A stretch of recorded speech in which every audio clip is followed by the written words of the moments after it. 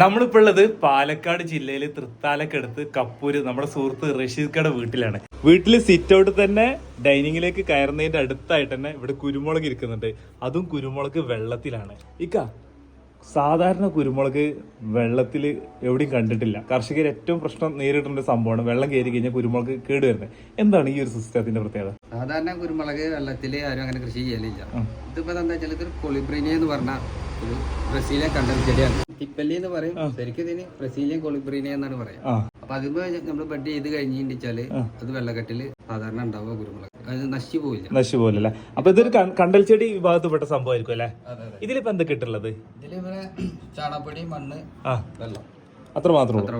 എന്നിട്ട് ആ വെള്ളത്തിലാണ് ഈ തൈ ഇരിക്കണത്. ഇതിപ്പോ 2 വർഷത്തോളായിരുന്നു. 2 വർഷം. ഇത് വേറെ കാര്യം കായ പിടിച്ചിട്ടുണ്ട്. ഇതിന് മുമ്പ് കിട്ടിയ പൊട്ടിച്ചാണല്ലേ? എത്ര ഇത് ഇപ്പൊ കഴിക്കാൻ തുടങ്ങിയിട്ട്? ഒരു കൊല്ലത്തോളം അല്ലേ? കൂടുതലൊന്നും കിട്ടൂല, നല്ലൊരു കൗതുകത്തിന് ഇങ്ങനെ വെച്ചതല്ലേ? അപ്പൊ ഇതില് ഇങ്ങോട്ട് വെള്ളം കയറാൻ പാടില്ല അല്ലേ?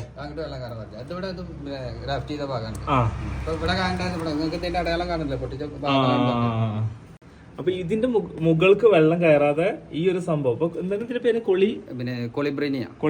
അപ്പൊ കൊളിബ്രീനിയ എന്നാ പറയാ. ആ ഒരു സംഭവം ഇതുവരെ നിൽക്കും അല്ലേ? ഇത് വെച്ചിട്ട് അതിന്റെ മുകൾക്കാണ് പിന്നെ നമ്മള് ഈ ഒരു ഇത് കൊടുത്തിട്ടുള്ളത്.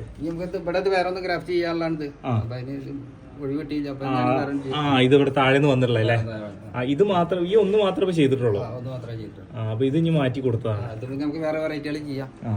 സംഭവം നൈസായിട്ടാ, പുതിയൊരു അറിവാണ് നമുക്കിത്. അതുകൊണ്ടാണ് നമ്മൾ നിങ്ങളുമായിട്ട് ഷെയർ ചെയ്യുന്നത്.